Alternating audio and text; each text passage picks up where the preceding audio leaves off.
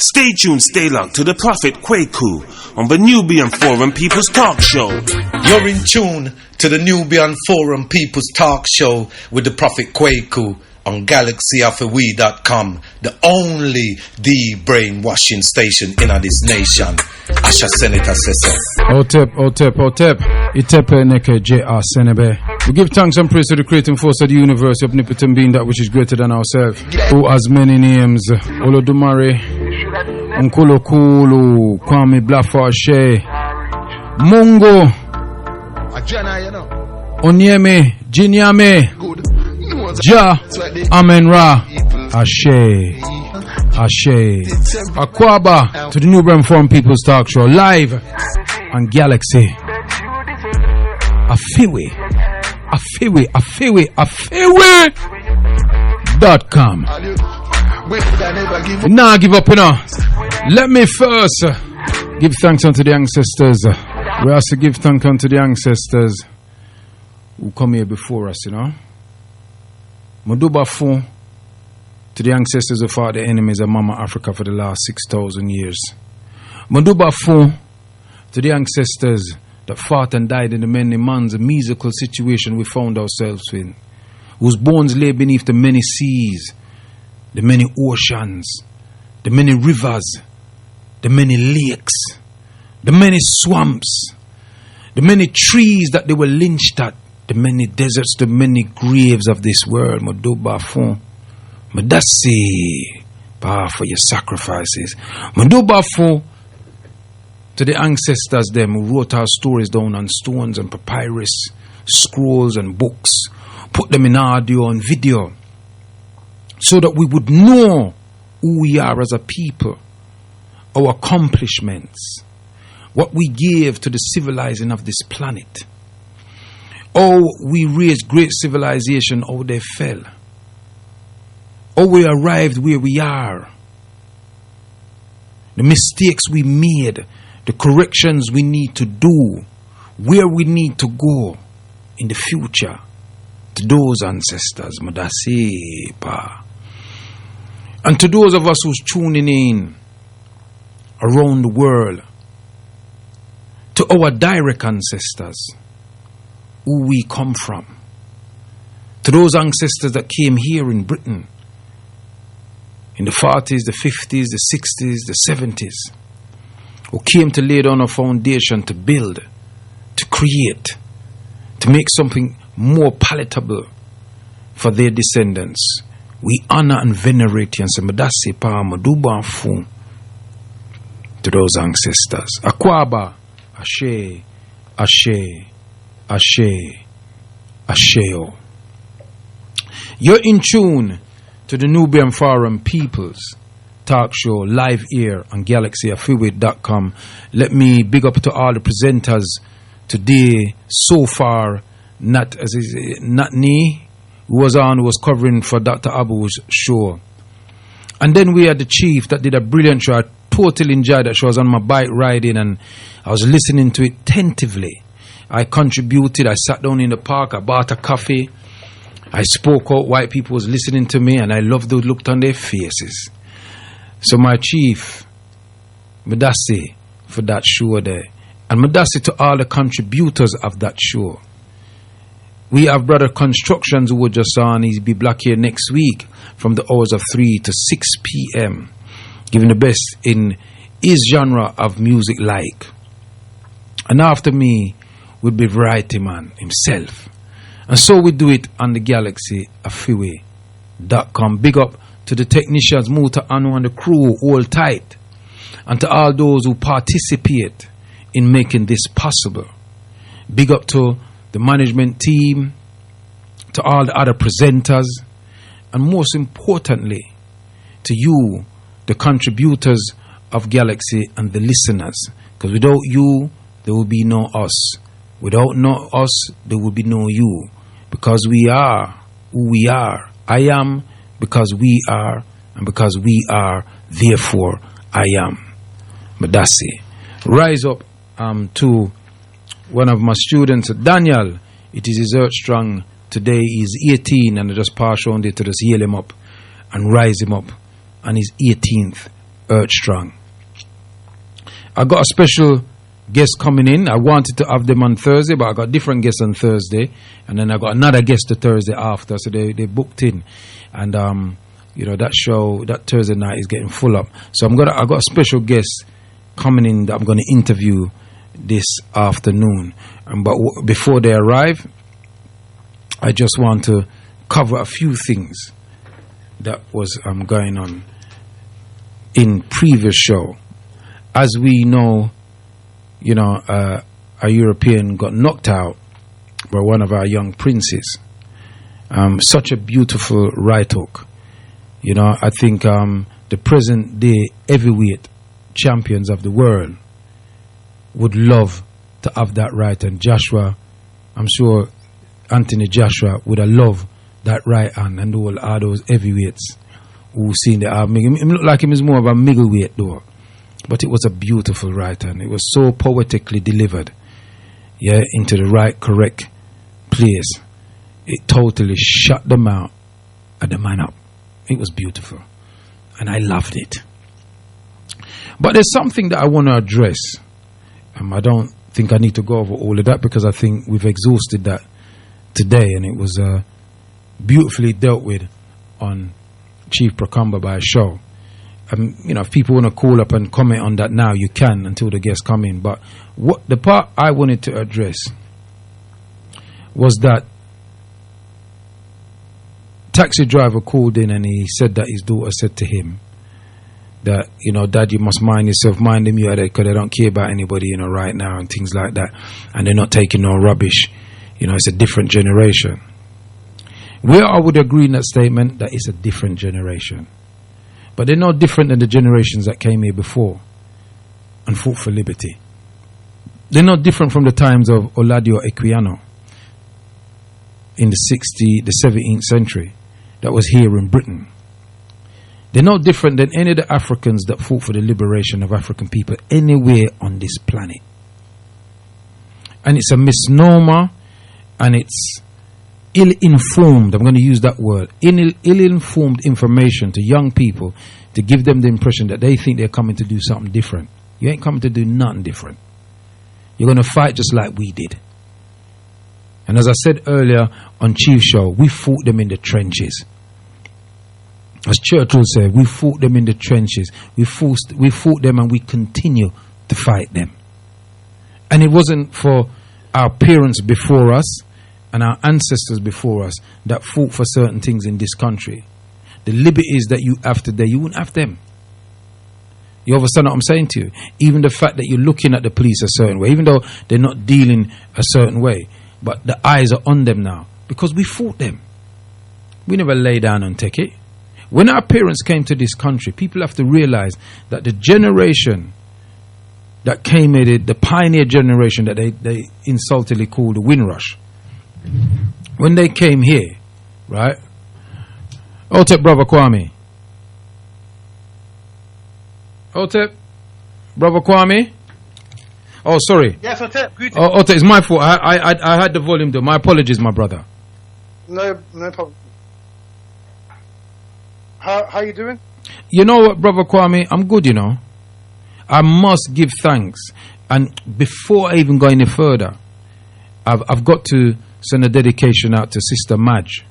That's Dr. Abu's wife. And, salutations and libation goes out to her. And her good health, that we want to bring her back to good health. And to brother Dr. Abu and his family, in this time of concern. Know that the Galaxy family is behind you.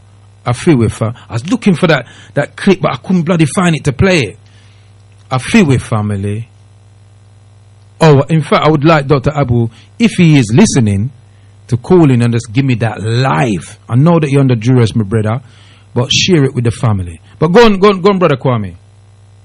Yeah. I echo the sentiments that, as a family, we have to take this time out and give libation to our elder Abu at this time, and we know that the ancestors and the Most High are guiding him at this time, and we hope a surety that his queen will come through whatever ailment she has at this given time. But this issue, I think it's pathetic that there's some of our community who still have this Christian-like, subservient, democracy attitude that we need to turn the other cheek and be complicit and compliant with, when we are facing abuse. What those youth did is, like you said, it's a long, long line of resistance. You could say rebellion, but self-determination to stand against these white cowards, right? So this goes back long, long, long time. During our enslavement, before the enslavement, when we resisted to be arrested by these or kidnapped by these devils onto the slave ship, and some of us committed suicide rather than be tortured on the plantation, right? Or prisoner of camp. And then during the enslavement, when we do loads of rebellions in every single Caribbean island. I've got a list of them here in my library. There was rebellions nearly every week, because our people did not want to be part of this heinous. There was rebellions every. I'm sorry. There was rebellions every day. Yeah. Every day. Yeah, because our people did not want to be part of this heinous human trafficking and sodomizing of our people. And then when that was supposedly over, our so-called emancipation, we fought in their wars, the American War of Independence that we fought for, when the seven states of America, we fought in every single one of their wars. Yeah. Remember, the Civil War, the Civil War in the United States of America. Africans fought on both sides. Yeah. Remember that. They fought on both sides. They fought on the south side and the north side. Yeah. So people need to understand that. Yeah. And then our parents fought in the First World War and Second World War, naming people like the Jamaican Spitfire Squadron, who flew great sorties against Hitler's Luftwaffe in the so-called Battle of Britain. If it wasn't for them, Britain would be possibly under Nazi tyranny. And then our people fought in Burma camp, Pearl Harbor against the wicked Japanese. They fought in the song. Sorry? They fought in the song. Song, yeah. And also, in Alamein, Rommel against that devil Rommel, So, then it goes through to to Aden, through to Korea, through to Vietnam, through to the Falklands, 1, through to Gulf War 1, through to Gulf War 2, Afghanistan.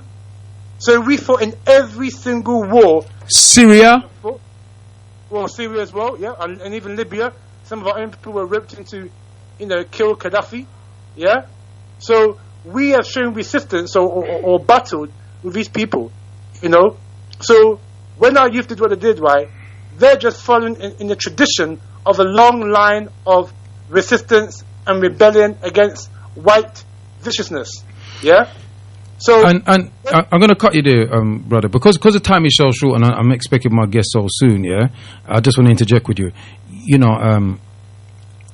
When they kidnap Africans from the continent of Africa, they also kidnap warriors. Let's not forget that. They could kidnap warriors. That's why we could so successfully in Haiti and Palmares before Haiti. Palmares was before Haiti. Palmares in Brazil was before Haiti, and they lasted 100 years. That's why we could defeat them because this is what they call guerrilla warfare, and all these things where you see they do these adverts for army, and they put this thing on their face, and they're underneath the water and thing. They learned that from us. That's not something that they didn't know. We did teach them that. It's from what the defeats from us that they learned those things. Indeed. So when we get some of our social professionals like counselors, like teachers coming on and saying that, we should not teach our youth this, or we should tell them to strategize, right? What you're saying basically is that you're appeasing people who are Afrophobic, who have Afrophobic tendencies, and you are complicit in that. So when you tell our children not to fight back, what you're saying is basically accept your status. Let them listen, look, I'm wondering if they're telling their own children that they must take that rubbish from them. Because let me tell you something from now, yeah? Power, respect, power. Hold on a second. That's my what's the name? Let me see. Go on, Kwame, talk to the people. Yeah, so I'm saying that, if you tell your child not to hit back, right? What you're saying to a child is that you're saying that your child is okay to be abused at school. It's okay for someone to call you an N-word. It's okay for someone to dehumanize you, right? And that child will grow up thinking that it's normal, it's okay for some white person to call them a N-word or a K-word or another derogatory word, and that's it. No, those youth were fighting for their rights, and what that cracker did was actually an incitement to racial hatred, because when you use that kind of language, that vulgar language, right, you are inciting racial hatred. And if I'm right, incitement to racial hatred is against the law in this country. It's actually a criminal offence. So what those boys did, right, those youth did, it was an act of self-defence, in the act of propagation by the Caucasian. So I salute our youth for taking that stand and being brave enough to fight, to self-determine their own right by smashing that guy's head. It's a shame that, he wasn't in hospital. But, those people in our community who say, oh, you shouldn't do that, oh, you got to be this, oh, you got to be that. You're dumb pieces. That's like Tate Mugabe, that let the white man take our land to Zimbabwe, don't do anything right, just talk to him small, and the white man will come around and give you your land back. No, that didn't work. And Mugabe will take his land back. And we will take our land back in the rest of Southern Africa, where this white man has got his neck on our head in terms of the land issue. So we can never allow these people who are shown no mercy, shown no remorse towards us, by being remorseful and by being, empathy to them. No, we cannot do that, because essence, we are at war, right, with this enemy and other enemies, and we have to make them aware that we ain't going to take a line down. Our parents didn't do it, our grandparents didn't do it, and it would be, our ancestors didn't do it, and it would be a travesty to them if we turned the other cheek and allowed people to get away with their Afrophobic tendencies.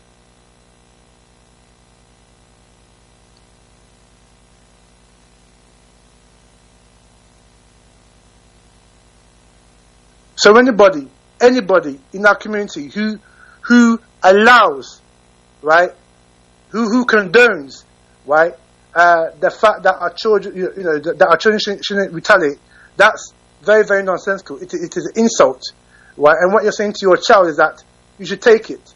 You should take the racism. You should take the abuse. You should take the name calling. You should take the Afrophobic. No, that's not a way we should instill in our young people. We should instill in our young people that you are a black person. You're proud to be black. And if someone, derides your blackness, derides your identity, derides your culture, what you need to strike back by any means you see fit. All right then, Kwame, thank you for that. I'm gonna have to cut you there because my guest is nearly here. Yeah, but give thanks for that. Yeah. All right, give thanks. Yes. OTEP people, let me just say that in the Saturday school that we have, our Nubia African Community Foundation School, we have 12 oaths that we ask the children them to embed in their psyche and to try and live by. And one of the oaths is number 10.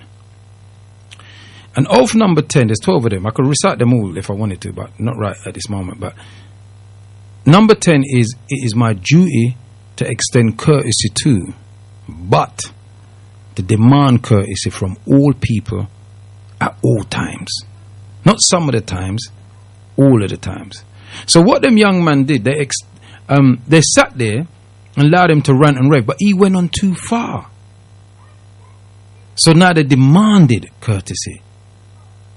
You understand? Now, it's not in every single situation that one has to resort to physical violence. It's not all the time, but you must resist, as Brother Kwame said, by any means necessary at all times. You understand what I'm saying? So that resistance doesn't necessarily have to be a resistance that you get violent about it. You understand? But for that guy, he deserved it. Because you see, after he said what he said, the guys were coming off, but he started to shape upon them. So he was pushing it. And one of them decided, he ain't having it. We're not having it. Just like the tune that I play, that Asher Senator sings, we're not having it. Killing our people for fun. We're not having it. And I don't think they should have it. But I'm not saying that they must go out there, go attacking anybody, including their own. You deal with things in the moment of time. That is why the law says, I mean, I heard Brother Naya, who was I'm not taking any unknown caller, so if somebody's calling unknown, I'm not really taking unknown callers. Yeah, Kwame. Mm-hmm. Yeah. Kwame, taxi driver. Yeah. Back to this incident on the train. All the white people them on the train after the boy get knocked out. All the white people them saying deserve it, innit? Yeah, all the white people them say. There is the story done. Exactly. Story done. His own people saying deserve it. Mm-hmm. That racist. One of them say that racist piece of. In deserve it, and that was quite that was delight. Yeah, I was delightful to hear that. Yeah, it filled me with. I just smiled and say, yeah, somehow no bad, but somehow no still good out there because he did deserve it, and I agree with you 100%. Yeah, the youth man them sit down and give him a blind, and then him went too far. So them say, well, really, you know what I mean? Before we get off this train, yeah, really, you know what I mean? We're gonna leave you one of our cards, yeah? And take this in your blood clean jawbone, and that was well, the thing about taxi driver, I didn't read it like that, I already they knew to themselves he was a weaker. They were coming off, and then he shape up on them. So as far as they're concerned, now, we allowed you in it, fam. We allowed you, and you still taking it to the next level. So hold this. You understand what I'm saying? That's what they did to him. That's right. Yeah, but the law tells you, before you call in, the law states, that if you do something in the spur of the moment, it's manslaughter. If you kill a man, because you kill him, innit? So there's got to be something. You didn't mean to kill him, but because of the incident at the time, whatever happened, it led to you killing him. Yeah? Provocation. Right, yeah. But hold on a minute, brother.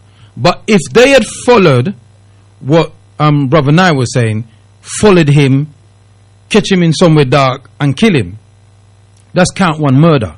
Because it's premeditated. That means you plan to do it. So there's a difference of something that happening of the spur of the moment to something that you sit down to plan to do it. And that's the only point I'm trying to make. I got 1 second, King, because my guest is here. I'm gonna have to let them in a minute. Just let Brother Carl Grant come in. Go on, Brother Carl. Yes, rise up, Prophet, and Brother Kwabena, and the Galaxy family. Yes, not going to stay long, but yes, Prophet, absolutely 100%. Those youths, and as you've already described, they had the right of self-defense, and they use one blow. The law says you can use the minimum force necessary. Yeah, then use one blow. That was it. End of. As you quite rightly pointed out earlier on, they didn't go to run or anything like that. And furthermore, they were about to get off the train and make him go on with where I'm going with and so on and so forth. But he sized them up. He went and sized them up and say, yeah, come on then. What you got? And he got what they got. Right? And all it took was one blow to put him in iron place. And we, Dr. Abu put round a video earlier on, we have to be prepared. Hold on a moment. After what our ancestors have gone through, even our parents gone through, so what? We must just get up and let somebody in this day and age come and say what they want to say and do what they want. You know what I'm saying? Because of the suffering that we've been through and our parents have been through and our ancestors, they make it the law that. I want to go on top. I'm going to open up the door for the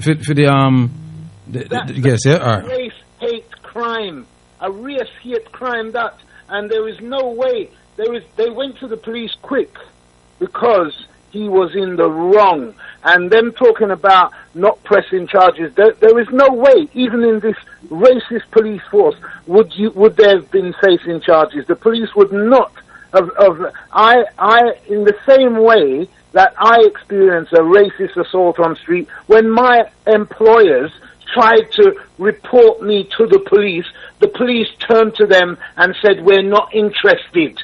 We're not interested in pursuing any action against myself for my so-called dangerous driving, because of how I reacted to those people who had just assaulted me on the street. Even if we have to go to prison, there is no way we should allow these people to believe. Listen, if anybody out there did anything like that to any of my children, they've just signed their own death warrant. I can guarantee you that, because there is no way that I'm going to, after everything, we'd be insulting our ancestors, we'd be insulting our parents, who had to put up with. I'm talking about our parents. Just the other day, no Irish, no dogs, no blacks.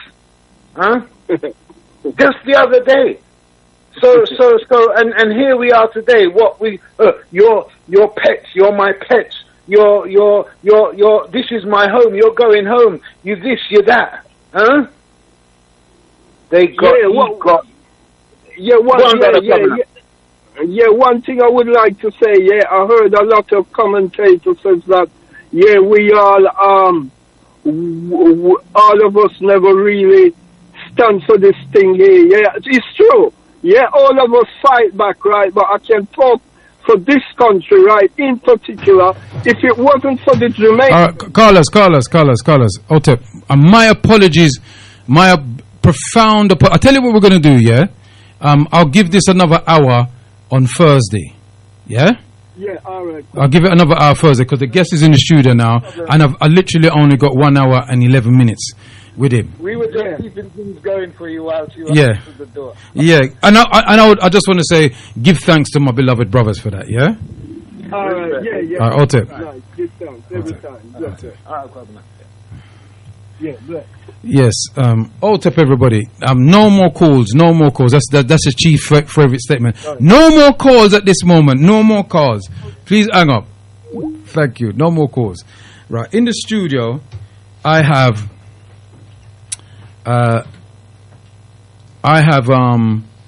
somebody in the studio who is somebody that never gives up. You know the tune that you always hear me play? We never give up. Let me just play a piece of that tune so you know what I'm talking about. Yes, people, we now give up, and we're live on the Facebook now. So if you go on the Facebook, Kwaku Bonso, we're live on the Facebook. And inside the studio, I have with me a very, very special guest. Somebody who's never give up from he was the time of 11 years old when his mother got shot 28th of September 1985 in the early hours of the morning, that led to the 1985 Brixton uprising. My beloved cousin Lee Lawrence. Kwaku. How you doing, my brother, my cousin? Mm-hmm. Yeah, I'm good, cuz I'm good and good. I just want to make sure that I can hear what you're saying in the thing. Go on, speak so I can hear you. I said, how you doing, my cousin? No, you're not coming out at the moment. Hold on a second. Go on again. Can you hear me now? Yeah. Well, me can't hear me, but me can't hear you. Hold on there. Go on again. What about now? You can hear me? Hello? This mic, yeah.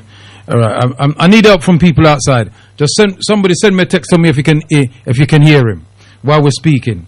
If you come closer to me, then we'll just share this. Because that mic there, it not function. We can't. I don't know why I'm it not function. Because this is supposed to be up on this one, yeah, and it's like it's a joke out. So forget about that one there. Come talk in this here one, yeah. You have to just talk up. Look, come closer. We're family. Yeah. Yes, cuz. Yes. You know if you put it to you like that, right? Because I know he's a mic man. Does that one work over there? Yeah, but I don't know if you do that one day. So just sit down on this here one, yeah. Yeah, the we can sit up on this. So in the studio I have Lee Lawrence. And say Otep to the people, cuz. Otep, my people. Yeah, nice to be here, be in your presence, and yeah, looking forward to having a nice conversation right here on Galaxy.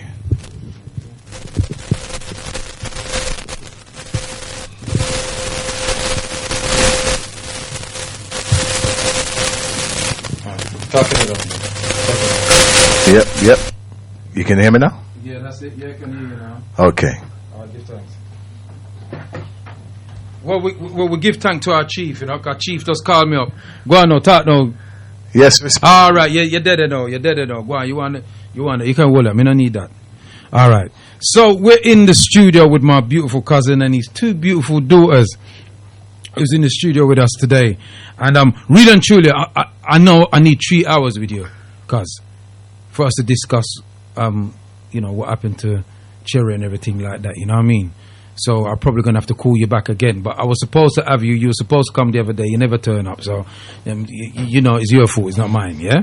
So tell the people them that. My apologies, people. Yeah. Anyway, there was some confusion. Mm-hmm.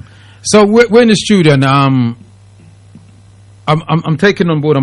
I'm speaking about people who are doing things in our community that people don't know about, cuz. And we know the story about Cherry and what happened, what age you were at the time of it happening. And I don't want to go into a long history of it because I think most people know it. And if they want to know it, they can just Google that. You understand? Cherry Gross, 1985, 28th of September, and then boom, they can find out the background information. But you've been doing a lot of stuff, and what I want to talk about you, Lee Lawrence, because you've done a lot of stuff over the years. You didn't fall into what they would say the caricature that they have of us, in that after such a tragic incident, you didn't go down the line. You changed your life around. You used it as a mechanism for you to advance yourself. So what I want you to tell people is about what it was like when you saw what happened to your mum. What was the feeling that you had at that moment in time, and what was your decision from that moment that led to who you are today? Okay, so there's a saying, right, around, is it what you go through that makes you who you are, or is it authentically who you are that allows you to deal with what you go through? Now, I tend to cling on to the latter, right? However, we all know that our environments can shape us. and so therefore, that does have an impact, and we have to realize that. So let's go right back here. So before the incident, I just want to talk about what my life was like and how I saw things through my eyes. So grew up in Brixton, and for me, Brixton had real community spirit. You know that whole thing about takes a village to raise a child? That's how I felt growing up in Brixton. And around that time, I remember the Rastafari movement as well was really prevalent at that time. Yeah. And so everyone was like brother, sister. Do you understand what I'm saying to you? Looking out for each other. If I was on the road and I saw my mum's parents, they will pull you up. What are you doing? Where are you going? Your mum's friends, you mean your mum's friends? Huh? Your mum's friends. What did I say? Your mum's parents. My parents' friends, and I said, yeah, that's right. Yeah. So my mum's friends would see me, and do you know what I mean? They would always check in on you. What you doing? What you up to? Blah blah blah. Right? And sometimes we would break off a little change and say all that. And we had fun. We were always poor, right? We didn't have much, but it was fun, right? And I remember feeling safe in my environment. So regardless of what people wanted to say about Brixton being this dangerous place, right? We didn't even lock the door, right? Our back door was always open, so that we can just go in and come as we please in our house, right? So that's how it was for me growing up in Brixton, right? I was a happy child, and funny enough, right, because there was a lot of influence, I would say, in terms of, let's go back to how sometimes we're shaped. So around in the 80s, there was a lot of cop programs on telly: Starsky and Hutch, Fonzie, The Professionals, Kojak, Cagney and Lacey. There was a lot of those kind of cop programs. So I remember growing up being influenced by that, thinking, well, I wouldn't mind being a police officer. It looks cool. Cannon, Colombo. Without them, man. Yeah. Kojak. Sweeney.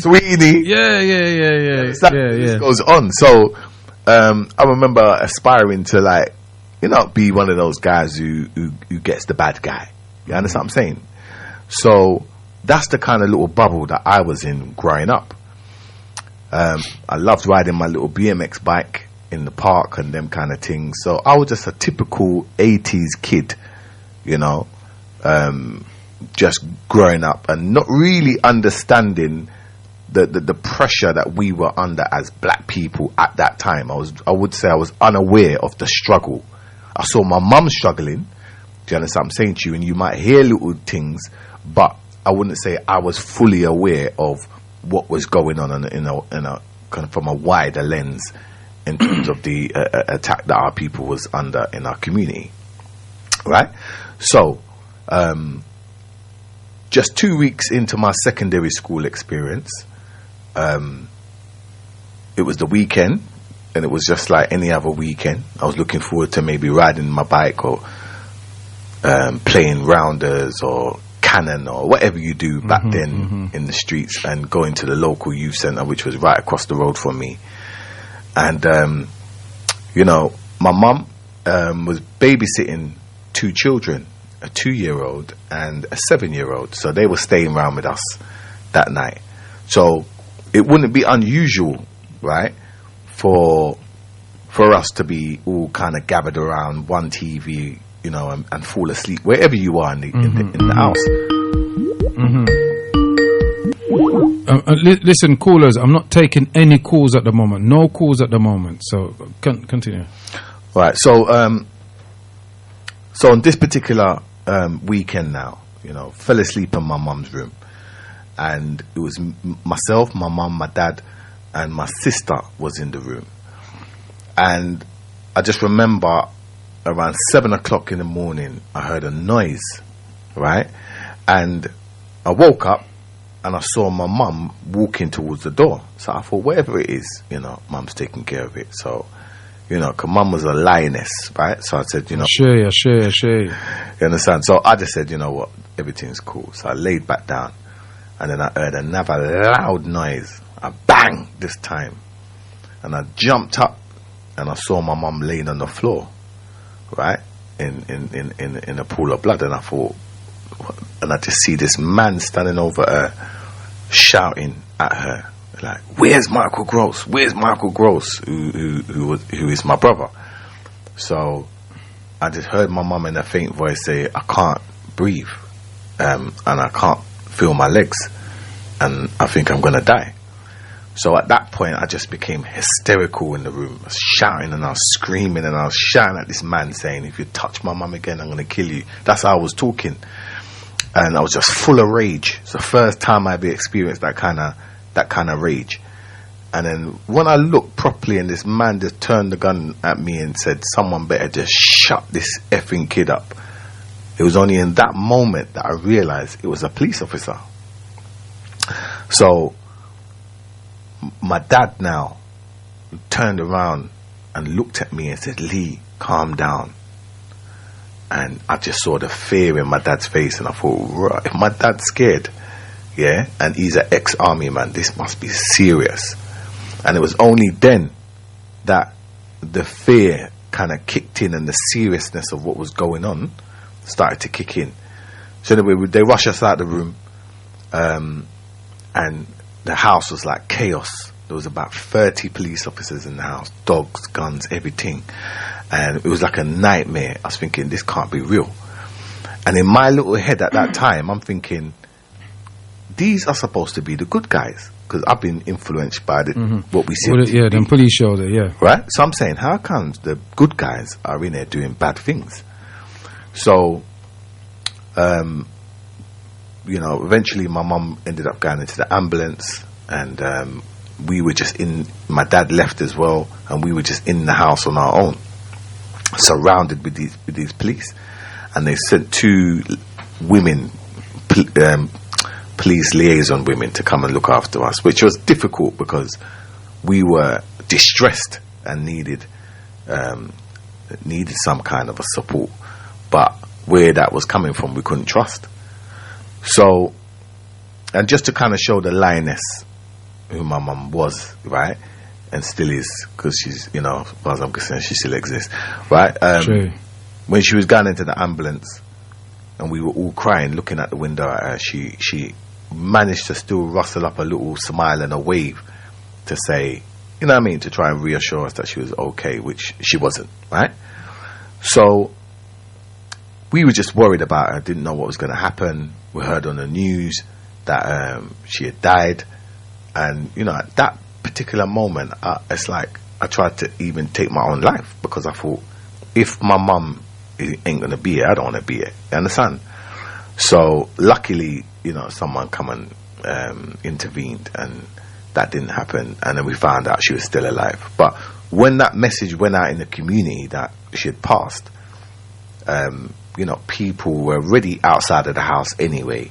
But that was really the catalyst when people started to move from the house and march down to the main part of Brixton, to Brixton Police Station, to demand answers around what had happened. And, weren't getting any answers, as you do, right? Not a lot's changed in that respect. And, that kind of anger turned into frustration, and that frustration turned into, I should say it the other way around. The frustration turned into anger, right? And then the anger turned into what I would call an uprising. Yeah, sure. Right? They like to famously call it the Brixton riots, but it was an uprising, right? And basically the rest is history in terms of what the catalyst for the 1985 uprisings was. Yeah. And thank you for that, Lee. And what we'll do, because I'll bring it in on a Thursday evening when you've got the time, because I know you've got the children at the moment. And then when we can really, dissect it. You understand what I'm saying?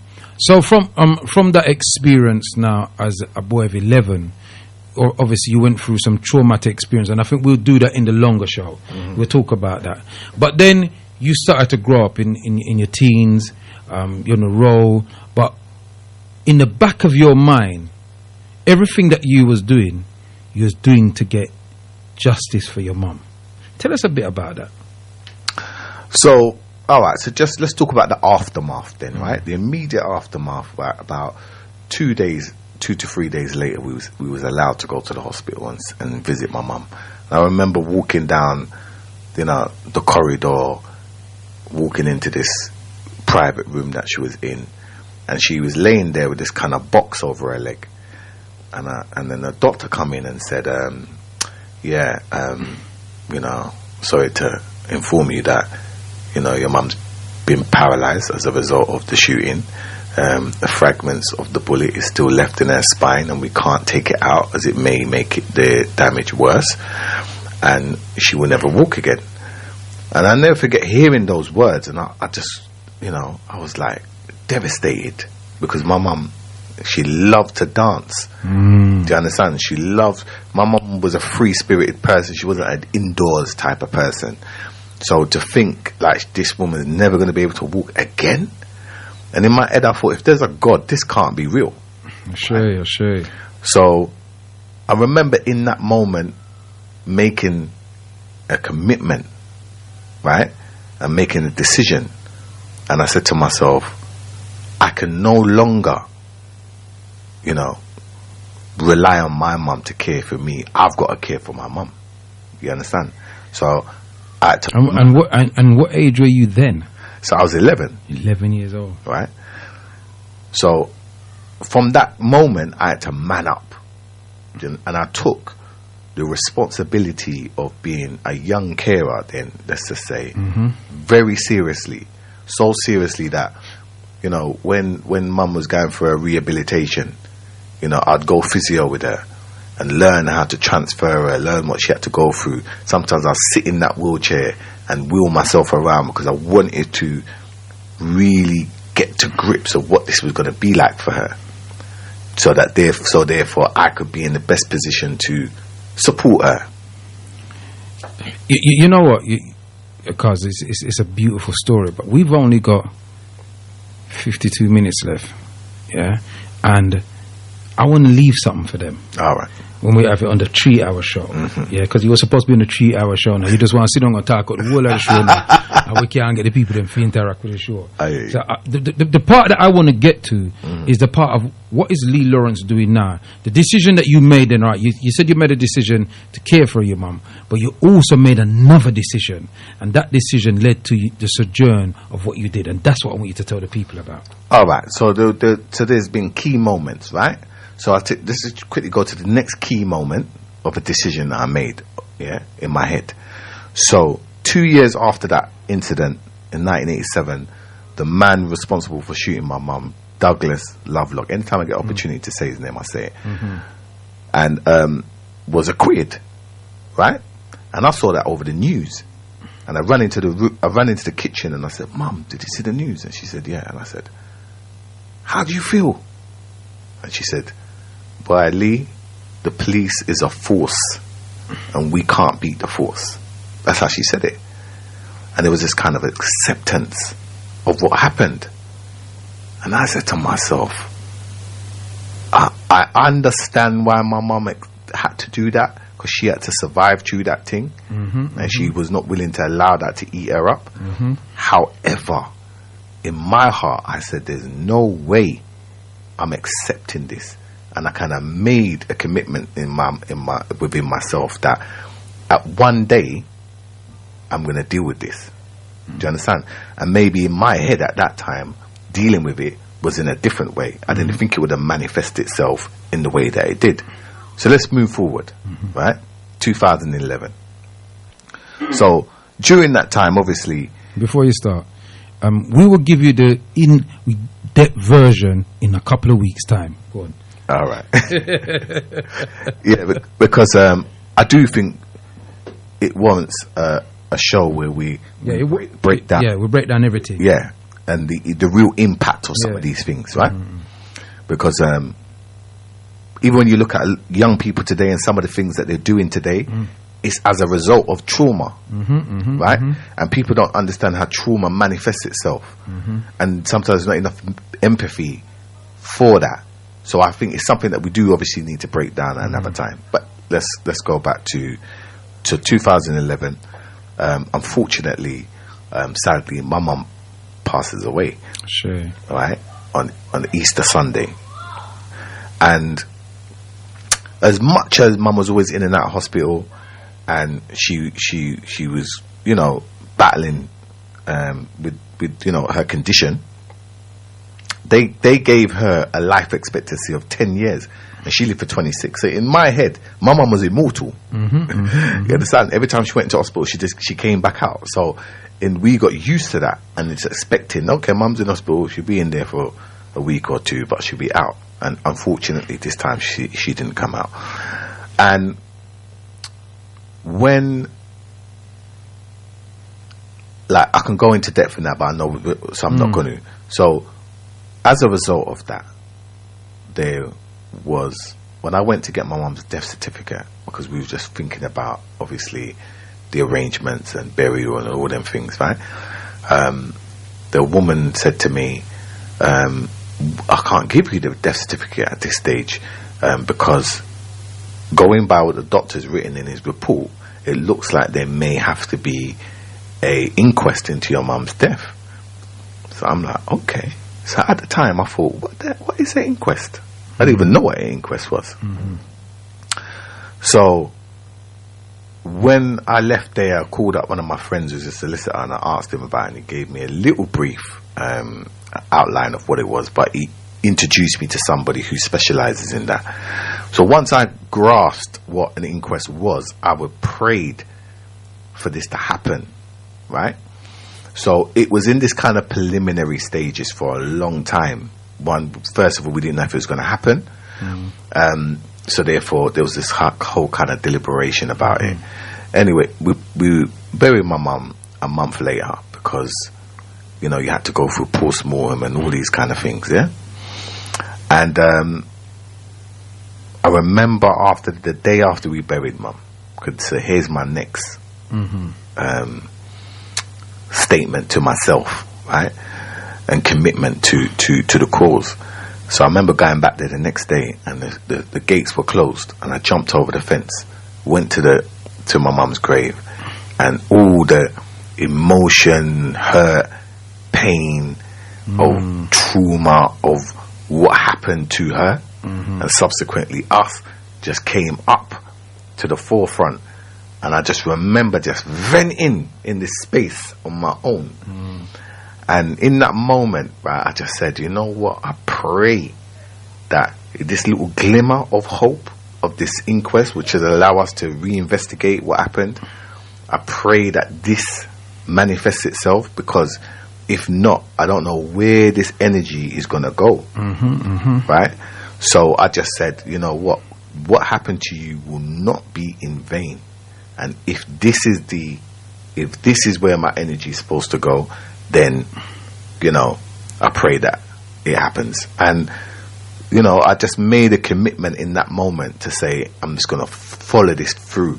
This was how, what revenge in a sense looked like. What dealing with that incident, which, you know, I was so young at the time and defenseless that I couldn't actually act and defend my mum in the way that I wanted to.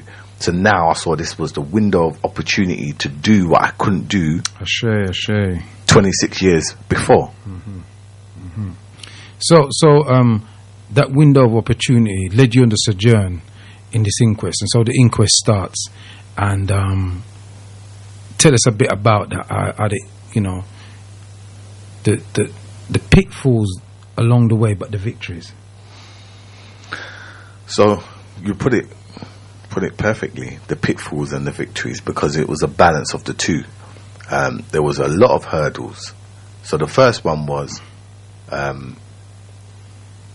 we was going to, first of all, was it going to happen?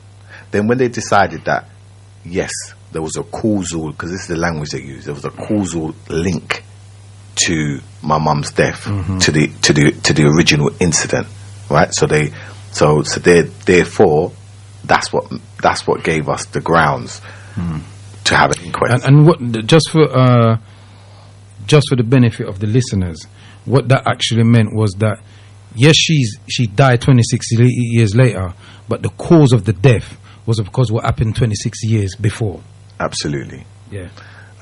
Which was, you know, kind of profound, because profound, yeah, definitely. You know, these things, you know, it's very unusual, you know, for someone to pass, like, and they're going to live. Well, very unusual for the system. Well, for the system, right? But even in terms of a case on its own, you know, for someone to pass from an incident which happened 26 years later, and then those people be held accountable, yeah? Because just on a technical point, right, there was a law in place before, which was called a year and a day. And that means if I hit you on the head with a sledgehammer and you survive, and you die a year and a day later, I can't be charged for your murder, right? So those things were there to protect people from being recharged for. You know, but that law had gone already. They scrapped that law, hadn't they? They scrapped that law, but because it was in place at that time, which means we couldn't, we wasn't able to use that part of the law. So, first challenge was, so this inquest was going to go ahead now. And we couldn't get legal aid, and we applied about 3 or 4 times, and they just kept denying us. Well, we have to, you see, we've got to fill in the little bits there. They had changed the law. The law had changed now, so legal aid wasn't, you couldn't get legal aid for certain things.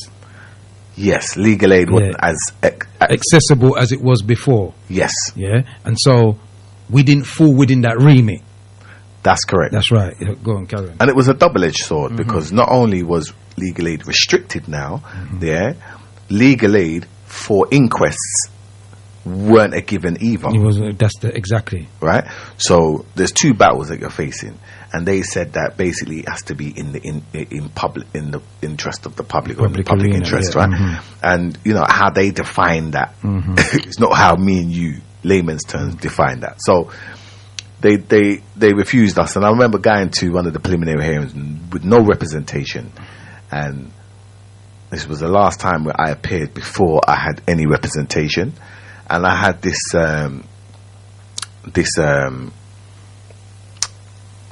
coroner, right, who was like, she was like Margaret Thatcher. That's the best way to describe it. Yeah, looked like Mary Berry, but her whole demeanor, persona, like Margaret Thatcher. Thatcher. And she was not neutral. She came across as being very biased and was speaking to me very harshly, right? And I'm sitting in a room where you got the Metropolitan Police represented like by three, like teams of lawyers.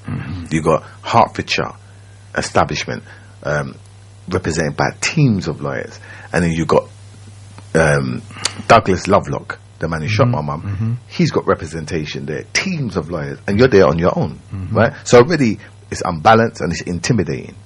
And then you got this woman who's supposed to be neutral, right? Who's now speaking to me in a way like I'm a pest, like I'm a thorn in her side, and saying, she said, Mr. Lawrence, this is the third time you've appeared with no representation.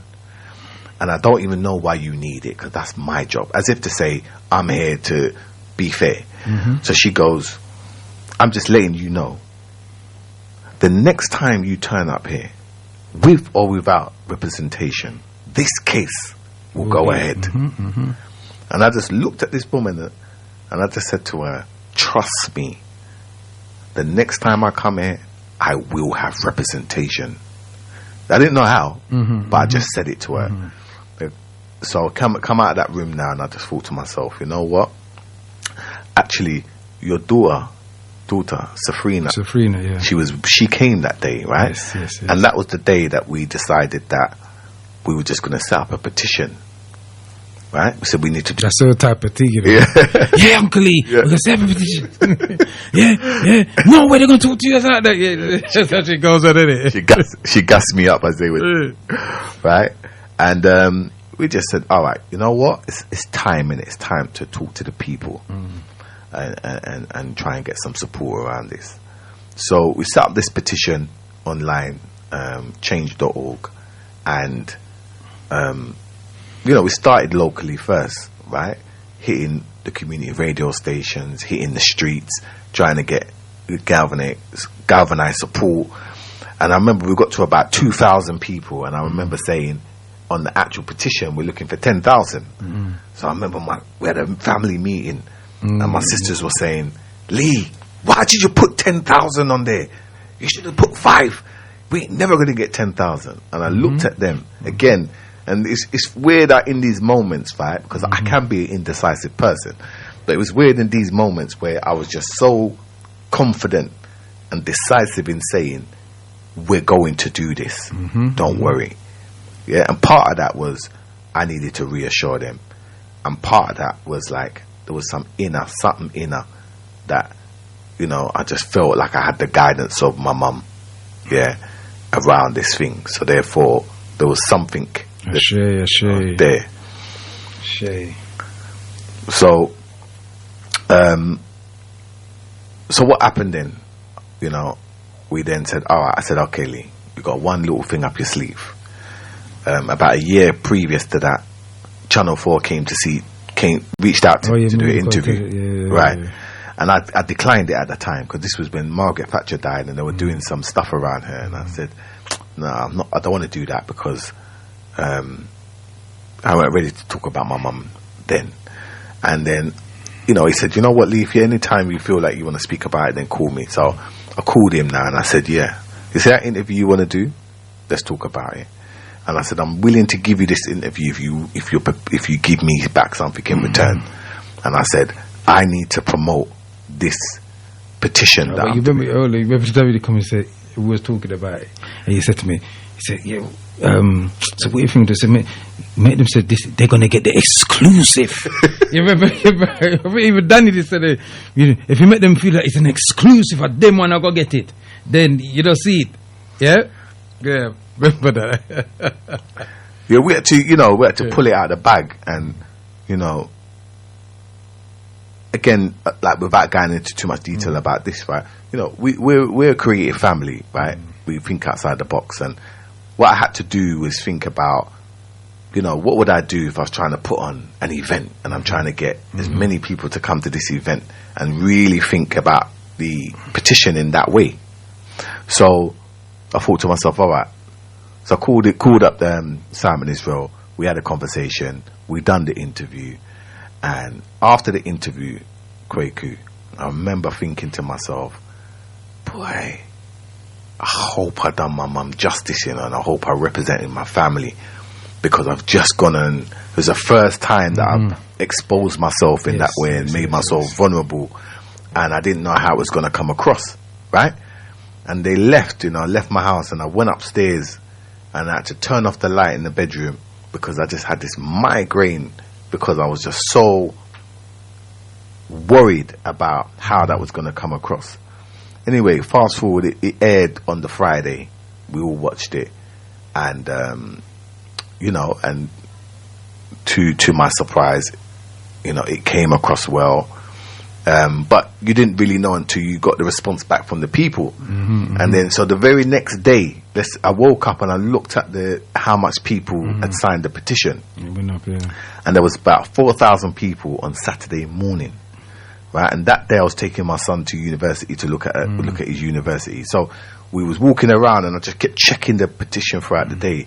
Jumped up 10,000, 20,000, 30,000, 40,000. By the end of that day, the petition had grown to 75,000 people. By the weekend, by the Monday, we had over 100,000 people that had signed the petition. We got the legal aid, and that's how we got the legal aid. So we're going to ease it there, right, Lee. There's so much more to talk about. I want to bring up to the Cherry Tree Trust Foundation. I need you to give me, say, about 3 minutes on that, and then something else, and then we'll open up the lines for people to ask you questions. Okay. Yeah. We're going to do a more in depth, and I know what people are going to say, boy, Prophet, you're supposed to do it on the 3-hour show, Prophet. You know what I mean? But don't watch that. I think giving them this little snippet will make them eager to hear the rest. So we're inside the Newbury Informed People's Talk Show, live here on Galaxy afiwe.com, inside with the son of Cherry Gross, Lee Lawrence, giving us a brief insight to what's led him to doing what he's doing today. So tell us a bit about how the Cherry Tree Trust and things like that. Okay. Just a little overview. So first and foremost, right? Remember that we finish at 8. See, I learned from you, Kwaku. It's good, it's a proper storyteller, right? So I learned from the best. All right. So first of all, my mum, right? She was and still is my greatest inspiration and my hero. So I said to myself, her legacy has to live on, right? And people have to know who she was, because she wasn't just this woman who was shot by the police in front of her children, right? So I was looking for ways of doing that, and the first thing we did was the play. Do you remember the play that we promoted, right? Yeah. And so we in the same year that she passed, we put on a play called Her Story, and that was the first really. Did we do it at the Ritzy? The Ritzy. The Ritzy, innit? Right, the Ritzy Cinema. And that was our first attempt, really, of trying to get people to connect with the story and my mum as a person, right? And we was weighing it above our heads, Poor me and Kwaku was literally, I think we was just on the street trying to sell the tickets up. Boy, I don't even know where that money came from, boy. Boy, I don't know either. But we got there in the end. There was a lot of challenges, but we got there. And so therefore, That was the kind of first thing that we did. So the charity, because it started off as the Cherry Tree Trust, and then it's now the Cherry Growth Foundation. Really, it was just a burning desire to allow her legacy to live on. So I looked at that as a way of doing that. And then we thought, okay, what we're going to do under that foundation. And firstly, I just looked really close to home and said, all right, what was our experiences? What was our main challenge in life? And it was to survive, really, with mum being in that position, paralyzed in a wheelchair, and us as children having to be carers, and us wanting to, at any given point, wanted to integrate her into everything that we were doing. There was a lot of challenges, and mum became reluctant to want to engage with stuff because it was so challenging. She didn't want to be. She didn't want to come out a burden to anybody. No. So, I was always looking at ways to make that experience easier for her. So we said, all right, let's look at that, and let's look at how we can then offer a service to people who have faced similar experiences, and look at how we support them, knowing what we know now, right? So that all that experience hasn't gone to waste, right? And so that's how the foundation started, and that was the. Right. I'm not going to go into deep about the foundation. I just want people to know the things you've done so far, because we haven't got long. So you've done the foundation, and then you open up a business around that experience. Tell us a bit about that. Okay, so I trained to be a black taxi driver, right? I've done the knowledge, and one of the things that was attractive to me was I thought, okay, I can do this for a living and earn money, but I can also transport my mum in a dignified way because they got ramps and it's accessible for someone to get into the taxi. So when mum passes now, I said to myself, these years of caring for my mum, and now she's gone, I felt lost. I thought, what was all that for? And then I started to come across people in similar circumstances, and when I'm picking them up and taking them to places, there was just a natural connection. I understood them, they understood that I understood something about them, and there was a rapport that was always built. And I felt like that was rewarding for me. And I said, you know what? There's a lot of people out here who are in the same position. So therefore, what about trying to offer a service, which specializes in transport for people with disabilities? And that's how Mobility Taxis was born, So just using that same experience, which is really comes from, it's a negative experience because it was an injustice, it was a trauma, and all of these things. But it was a way of turning that round into a positive, where, you could now be of service to others because of your own experiences and know-how. We've got a lot of taxi drivers that actually listen to Galaxy. So if they wanted to offer their services to mobility and taxi thing, would they be able to do that? 100%. So we've got quite a few black taxi drivers on our books who we regularly give work to, and people that tend to gravitate to this type of work are people who normally have they find this kind of work rewarding. They want to do something, they want to give back in some way, and so therefore this is a real great opportunity for people that want to do that. So if people want to do that, and then the taxi driver out there, contact Galaxy and we'll get you in touch with Lee, and then you can be part of the revolution. Moving on from that, we did a plaque for the old lady. Tell us I need you to do this in 2 minutes, because there's one more thing I want to just fling out to the people, but we can do that when we got the whole 3 hours. Okay. Tell us a bit about the plaque. I know it, but go on. Okay, so the plaque is another thing. A year after my mum passed, right, as her first year memorial, and I said, you know what, I knew who this person meant to me, right? And I knew that the world don't know who she is, and I know what she deserved. So where my mum wouldn't normally, she don't like a fuss, but for me, I'm saying no, you deserve this because I know what you went through. So there was the desire to have a blue plaque put up outside the house that we lived in Brixton, because I just wanted it to be known that, number one, this happened in this house. And just get him the address so the people can go and see the plaque. Get him the address. So that's 22 Normandy Road in Brixton. And also, I wanted it to be known that every time someone walks past and looks at that, they know not only did this woman live here, but this incident happened here, right? And that it was an injustice. So therefore, it's there on record. You know, you can't miss it. So there were some challenges around that. And my first challenge, and I don't like to ever speak negatively about our people, if you understand what I'm saying, right? But I experienced some kickback in our own community saying, you know, one person said to me, who was somebody who was helping to make things like that happen for other people, felt like, you know, it was a bit too political and controversial, right?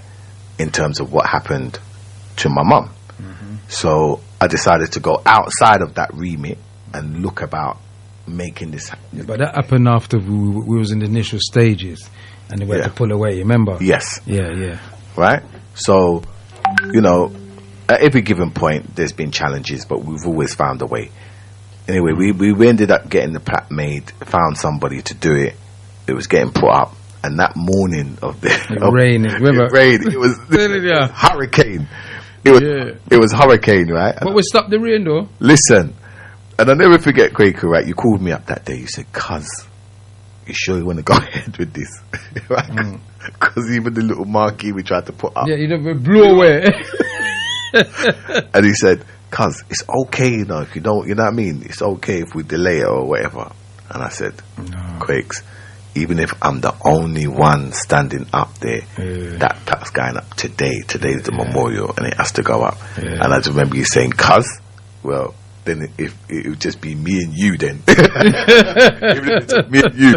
Yeah, so I have to give you... enough people turn up still though. Enough people did turn up, they did. You know, but I have to give you a lot of respect, Kwaku, for... you know, for backing me still, you know, step of the way. It was... It's what we do, man. He was there. And it was a pleasure, and you know, I think when we have the 3 hours, anytime I talk to my cousin about this, I wail up, I get weak, you know, because we went through a lot. We had a lot of arguments, disagreements about stuff, and in what happened, and then revelations came out even at the inquest. You called me one night and said, "Boy, you see you," and everything. But we would tell them that story on the 3-hour show, you know. But, you know, I love you, cuz, you know what I mean? And likewise. Could I have done more when we were younger? I would have. But we were all young then. You know what I mean? And, you know, I think it happened at the right time. You know, everything that we did, it happened at the right time. There was things that happened that came, and I know we don't know how it happened. For real. You know, but we do that under there, getting a bit emotional. But anyway, so we did a plaque. We'll break that down in more detail, and then from the plaque now there's something else that's going to happen in Brixton Windrush Square. Tell them.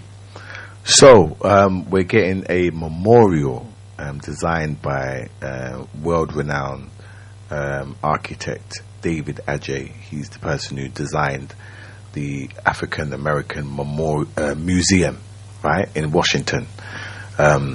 He you know, and I got a lot of respect for him. He designed it for free.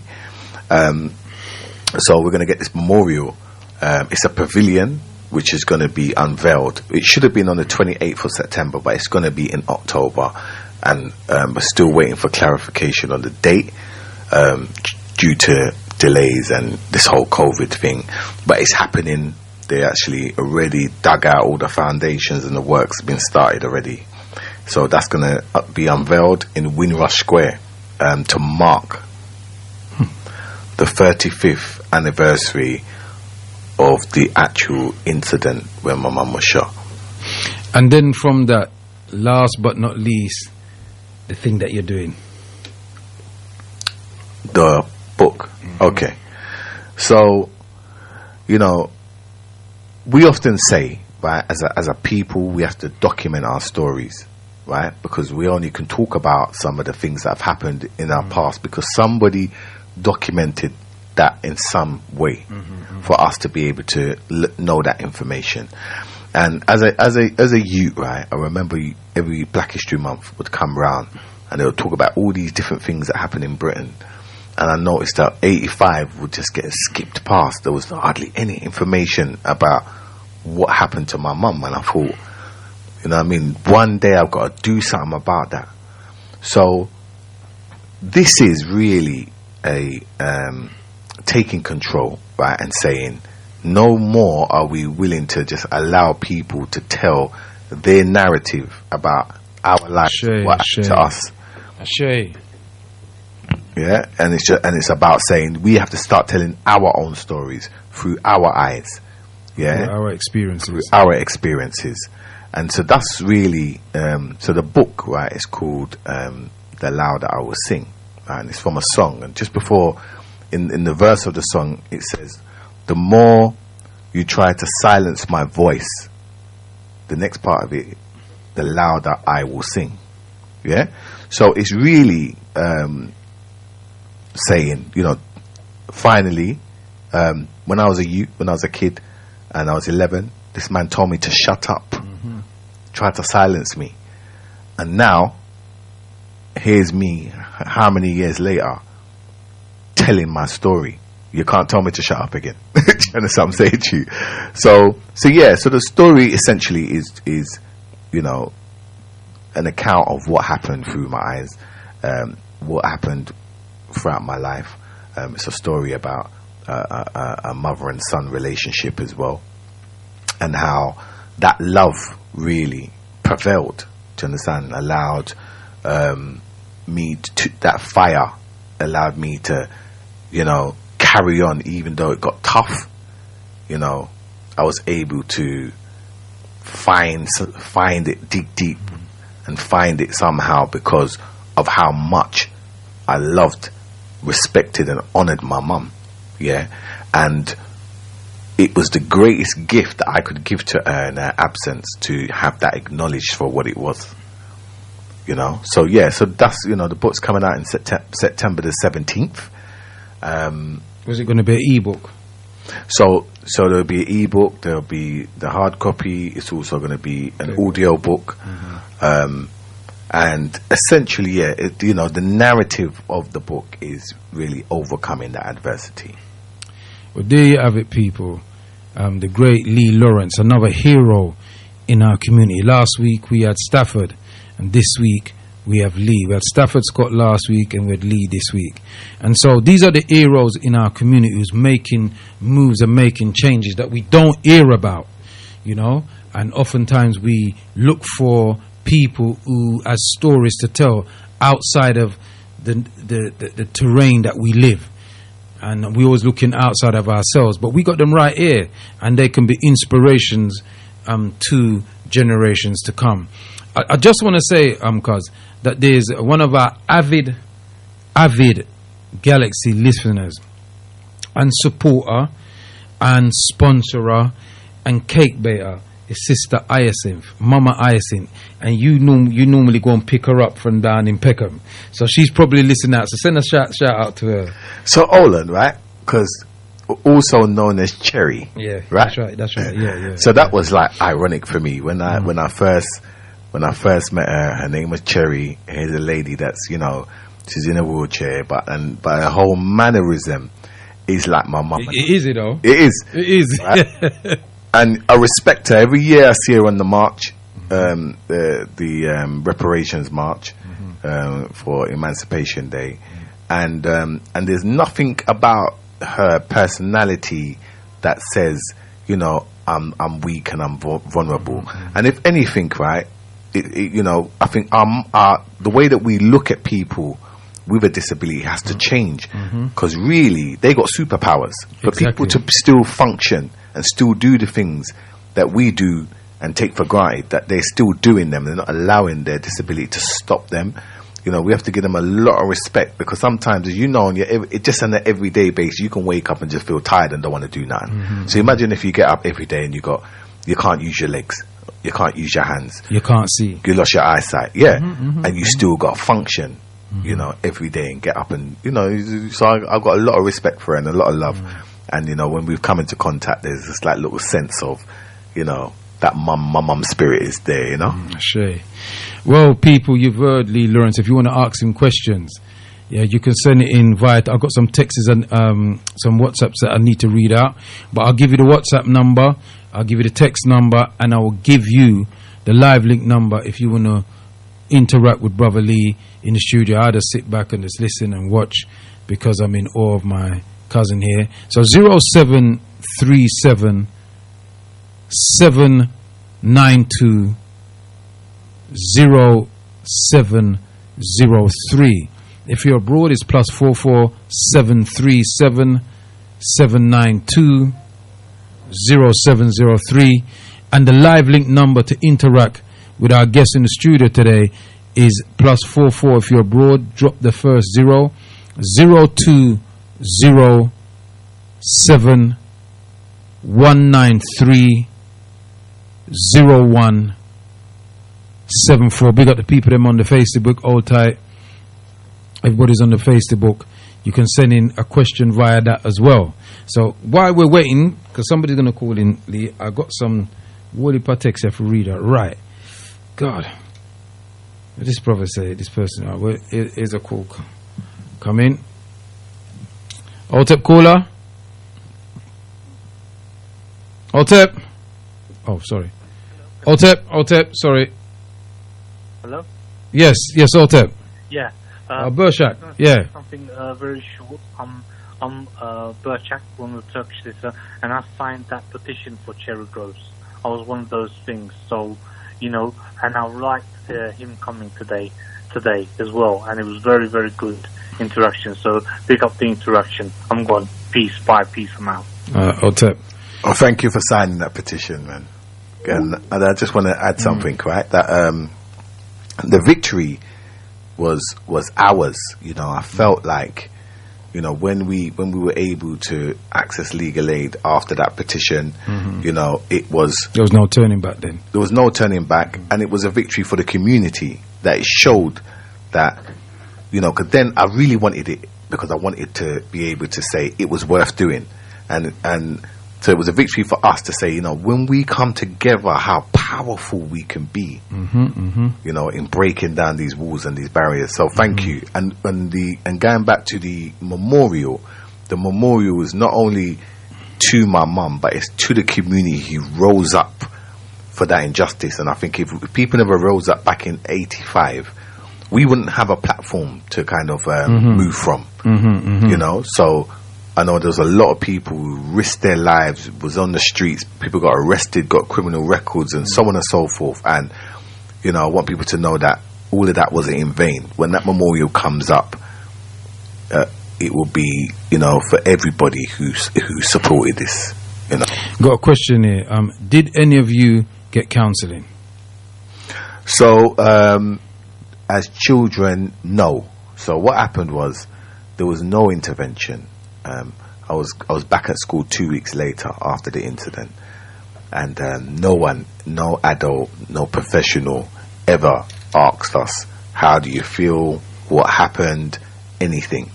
And then as a family, we never really discussed it either. So we ended up just suppressing our feelings. And it was only when I got to when I just before I touched 30, that I actually started to see cycles in my life, and I wanted to address them.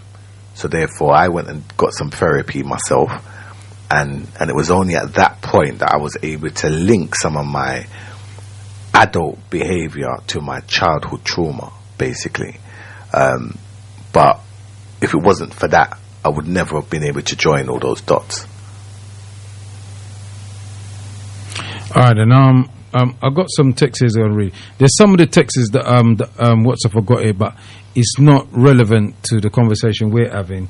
It was the conversation before, so I'm not going to really read those out now. Maybe I might read them another day. It's Can you please ask your cousin if racism have improved in the United Kingdom?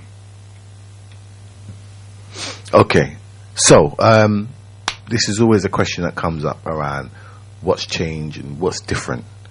Okay, has there been change?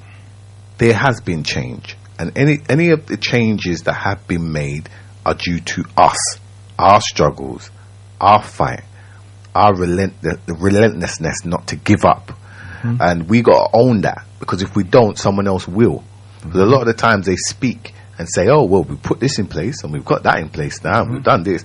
What the question is, who put that in place? How did that come about? And if you dig deep, you realize it's because people have been petitioning and protesting and pushing barriers to make things happen. So it's important that we take strength from the things that we've achieved. Has the culture changed in terms of, you know, racism and police brutality? No, it hasn't, and it's something that we have to continue to challenge. You might have certain individuals whose mindsets are different, but the institutions themselves and the culture, you know, a lot has changed around that. Okay. You know, we still got a lot of work to do as far as I'm concerned. Right, what you did, you answer two questions here, because the next question was, can you please ask your cousin if racism have improved in the United Kingdom, and it hasn't? He said, can you please ask your cousin what does he think Black Lives Matter movement? What do you think of the Black Lives Matter movement? Hold on. Can you please ask your cousin if the black community are more disunited compared to the 80s when he was a young man? Can you please ask your cousin why was Rastafarian more popular in the 80s compared to this time? Who brought Rastafarian in the 80s? Do you think that we should introduce Rastafarian to our young men and women? Is his older brother feeling guilty that because of police looking for him cause your mother to be disabled? How is he coping? That's a lot of questions. I'll tell you what, you know, because if you can try and keep the answers, because we finished dead on 8 here. Okay. Yeah, and so keep the answers short, because there's other questions, and then if somebody want to call in, they can do that while he's speaking. Yeah, go on. Okay, so what one do you want me to deal with first? Just deal with all of them one time. All right, so quickly on the Black Lives Matter. I don't want to get too deep into that, because I know there's a lot of controversial around Black Lives Matter movements and so on and so forth. Yeah, what I will say, it did help to bring to the forefront what was happening, and it's helped for certain discussions to be had.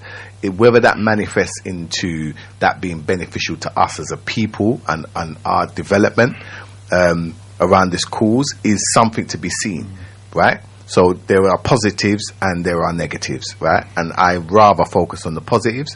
I'm not necessarily, I don't get behind any one movement. I think there needs to be a kind of collective idea about where we need to be, right? And if there's movements that are supporting that, then we should support that to some degree. But at the same time, we've got to scrutinize, and people have got to be accountable as well. Right, so the other thing, what was the other thing? Right, there's a question here on the Facebook and on the text. It says, and I'll just use the one on the Facebook. It says, what was the effect on the other siblings? Okay. And they was asking about the guy. They was asking about Michael in specific, but we can say the other siblings. Go on. All right. So a profound effect on us as the siblings, and I didn't realize that until when we was going through the case. Right, when we was going through the case to hold the police accountable for their actions, which we're going back 4 years ago now, 4 or 5 years ago. For the very first time, I sat down with my siblings and I said, I want you to write down how you feel this thing has affected you. And you see, when that came back to me and I got to see how my siblings were affected and what they went through, you know, it in terms of being able to empathize with what they had gone through. I mean, it was sad that it took so many years for us to actually explore that and for us to actually share that. But, you know, tears came to my eyes basically when I understood what my siblings went through. Where my brother's concerned, my mum never ever blamed him for what happened, right? My brother may have been the reason why the police came to the house, but it's down to the police why my mum was shot. So we always hold them accountable for what happened, right? The lesson in you know, maybe what happened with my brother, that we all just got to be very conscious about our actions and how they impact on others. Do you understand? But, you know, I'm sure he's living with his own feelings around what had happened.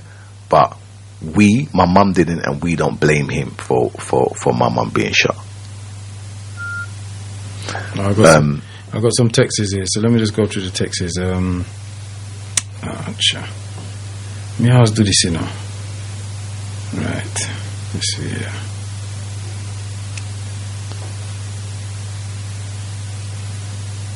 Oh, no, that's it. There was something else. There was another question that was in that melting pot of questions. Yeah, he said, hold on a second. I think the WhatsApp's gone down because there was a whole heap of WhatsApp messages there and they're all gone now. So evidently they're messing with our thing. Yeah, because I haven't touched this. It's the only one I touched. It says, can you please ask your cousin if he gets on well with white cab drivers?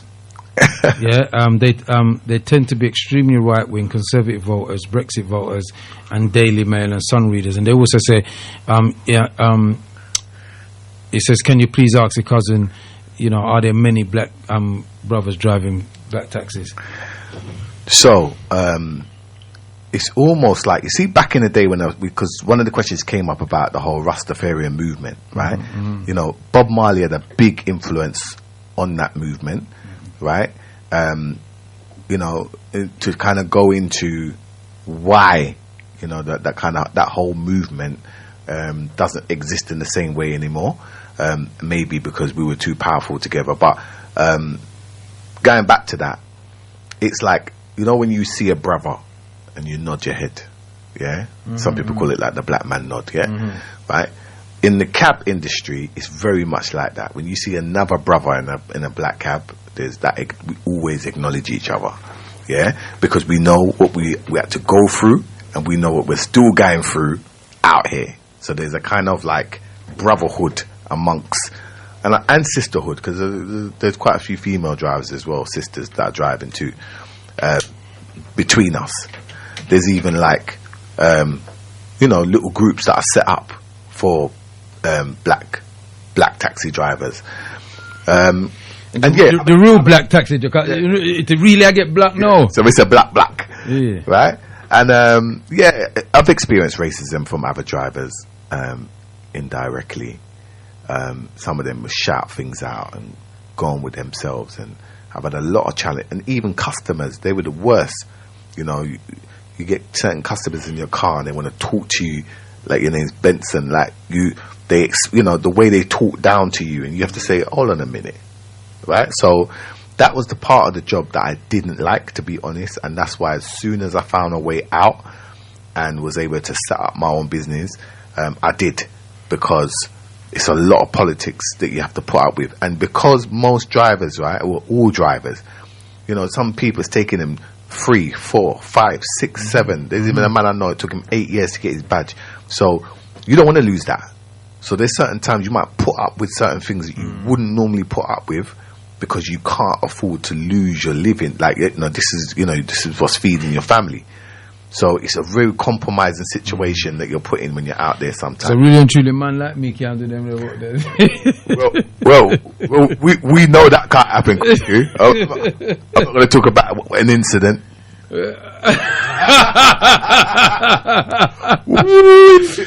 Well, you tuned to Nubian Informed People's Talk Show live here on GalaxyFreeway.com, the only de-brainwashing station in Adisia Nation. Live in the studio is Lee Lawrence, the son of Cherry Groves, who was shot on the 28th of September 1985. And you know, the thing why I remember the date so much, because it's the date of my first child's birth. Wow. My oldest child, Shiana, it's her Earth Day, you know, and yeah, so I remember that date. You know, I remember that day. I got right. Yeah, some of the WhatsApp texts have never come true. Rise up, Prophet, and rise up to your cause. He is a great example of if it doesn't break you, it will make you. His mother would be smiling and feeling very proud. And that's coming from 184. We give thanks. We got literally about 3 minutes left to the show. So if somebody want to call in and ask a question, you got literally a minute. Other than that, we will wrap up the show together. And then the next time we'll be having this week. Just to let you know that this show is actually sponsored by ADE Photographic Services. 48 Rye Lane, Peckham, Southeast 15, 5BY. You want photographers for your wedding, videographers for your wedding, or any kind of occasion that you want to document. We are the documenters. Yeah. If you want a cup printed with something on it, if you want a T-shirt, a cap, a coat, if you want your invitation cards made, your business cards made, banners, etc., check them out. Yeah. Number 07 930 875 012. They're open from 10 a.m. to 6 p.m. Monday to Saturday. This show is officially sponsored by African Development Enterprise. Check them out, spend your money with them, because they spend their money with the community. Yeah, I got a text. It says, day before my Earth Strong was 4. Somebody said they were 4 years old. Wow. When that happened. Bless you and your cousin. Yeah, that's coming from the people them on the Facebook. Thank you. Yeah. Well, you know, cause it was beautiful and emotional to have you in the studio. I'm definitely going to have you back here when we can have a longer session about what we have to do. Is there anything that you want to say to the people them just in this last minute? So in this last minute, number one, I just want to pay homage to those who came before us, who have been on this journey, and I just want those people to know, whether they live still or they're in the spirit world, that your work and your struggles haven't gone in vain. And all we're doing, is picking up that baton, right, and taking it on the next part of the journey. And the other thing I want to say is that I got my 2 daughters in the studio, Harmony and Ruby, 12 and 8. Everything I'm doing as well is not only to pay homage to my past, but it's very much about the future and their future, right? No, it's an unknown call, and we don't take unknown calls, so it is. No, I'm not taking an unknown call. Go on. Yeah. So it's very important that they're here today. They're very knowledgeable about what's happened and why we're doing things and so on and so forth. And they are in a position now to take strength. They don't have to live with the residue of the injustice that we've gone through, the things that we fought for. They can now hold their head up high and say, you know what? That's my people.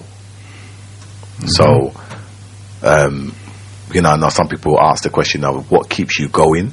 That's what keeps me going. Well, cuz, thanks for coming down, taking out the time in a very important time, because at the moment, your wife is not here at the moment. She's in the Caribbean because her father died. Mm-hmm. So that's why you're left here with the children. Yeah. So we want to big up Jem at this moment in time. And give her a little rise up and thing like that, because we know her father is gone on to the ancestors, who actually is a Lawrence. Yeah, so you're in tune to the New Informed People's Talk Show. You're back here. We'll be back here on Thursday. On Thursday, 9 p.m. to 1 p.m., where I'll be interviewing another hero in our community. Itepe Ineke Jea Senebe. Divine peace, long life, stability, and good health. The right man is on next. Otep. Sorry, sir.